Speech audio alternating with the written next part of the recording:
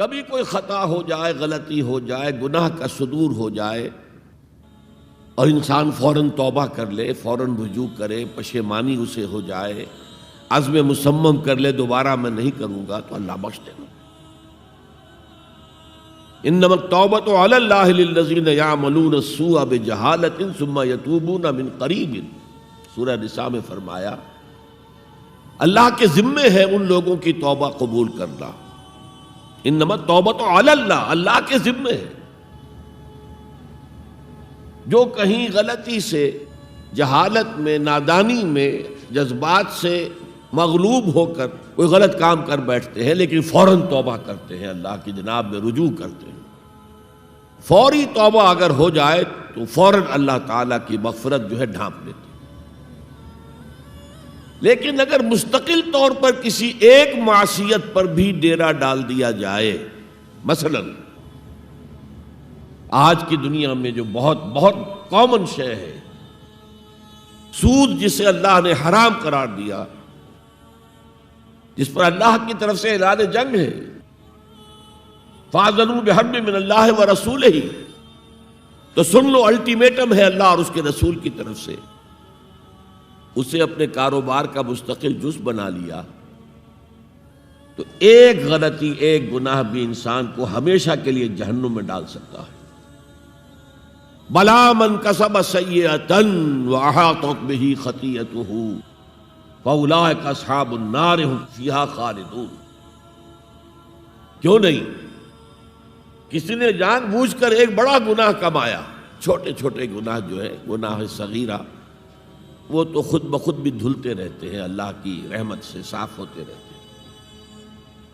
لیکن کسی نے کبیرہ گناہ کمایا، جان بوجھ کر کیا، اور پھر اس پر ڈیرے ڈال دیے، اور وہ گناہ اس کے گرد گھیرا کر بیٹھا، احاطت بہ خطیئتہ فاولئک اصحاب النار ہم فیہا خالدون، تو وہ ہے جہنمی اور اس میں ہمیشہ رہنے والا۔ تو اطاعت اللہ کی، اطاعت رسول کی، یہ تو اسلام کا بنیادی مطالبہ ہے۔ اگر یہ بھی نہیں ہے تو پھر کچھ نہیں، اگر یہ نہیں تو بابا پھر سب کہانیاں۔ اب ذرا اس سے قدم اوپر اٹھیے، اطاعت کے ساتھ محبت۔ جب اللہ کی اطاعت کے ساتھ اللہ کی محبت جمع ہو جائے گی تو اس کا نام ہے عبادت۔ امام ابن تیمیہ رحمۃ اللہ علیہ کے جو شاگرد رشید ہیں، حافظ ابن قیم رحمۃ اللہ علیہ، انہوں نے عبادت کی ڈیفینیشن کی ہے۔ عبادت کیا ہے؟ العبادت تجمع اصلین، دو بنیادی چیزوں کو جمع کرنے سے عبادت وجود میں آتی ہے، غایت الحب وغایت الذل والخضوع، حق درجے کی اللہ کی محبت اور حق درجے میں اللہ کے سامنے گویا کہ پست ہو جانا، جھک جانا، بچھ جانا، انتہائی اطاعت، انتہائی محبت۔ انتہائی میں کیوں کہہ رہا ہوں؟ سورہ بقرہ کے 20ویں رکوع کی پہلی آیت ہے، والذین آمنوا اشد حبا للہ، اور جو لوگ صاحب ایمان ہوتے ہیں وہ شدید ترین ہوتے ہیں اللہ کی محبت میں۔ بعد میں یہ تو مثبت انداز ہے، منفی انداز میں جو آیت آئی ہے وہ بہت سخت وعید والی ہے، وہ میں بعد میں آپ کو سناؤں گا، تلاوت میں نے کی ہے۔ فارمولہ یہ ہے، اللہ کی اطاعت جمع شدید محبت برابر ہے عبادت کے،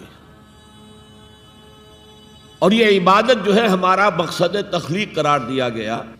سورہ زاریات کی یہ آیت آپ میں سے حضرات کے علم میں ہوگی، وَمَا خَلَقْتُ الْجِنَّ وَالْإِنسَ إِلَّا لِيَعْبُدُونَ، میں نے جنوں اور انسانوں کو نہیں پیدا کیا مگر صرف اپنی عبادت کے لیے۔ یہ ہمارا مقصد تخلیق ہے۔ اس میں سے اطاعت والے حصے کی صحیح ترجمانی کی شیخ سعدی رحمۃ اللہ علیہ نے، زندگی آمد برائے بندگی، زندگی تو آئی ہے اطاعت کے لیے، بندگی کے لیے، غلامی کے لیے، عبدیت کے لیے۔ زندگی آمد برائے بندگی، زندگی بے بندگی شرمندگی۔ اگر اللہ کی بندگی ہی نہیں ہے تو سراسر شرمندگی ہے یہ، اور کچھ بھی نہیں۔ تو اللہ تعالیٰ کی عبادت جس کے لیے ہمیں پیدا کیا گیا، اسی کی دعوت تمام رسولوں نے دی۔ یا قوم اعبدوا اللہ ما لکم من الہ غیرہ، اے میری قوم کے لوگوں، اللہ کی عبادت کرو، تمہارا کوئی معبود اس کے سوا نہیں ہے۔ حضرت نوح کی دعوت بھی یہی تھی، حضرت ہود کی بھی یہی تھی، حضرت صالح کی بھی یہی تھی، حضرت شعیب کی بھی یہی تھی۔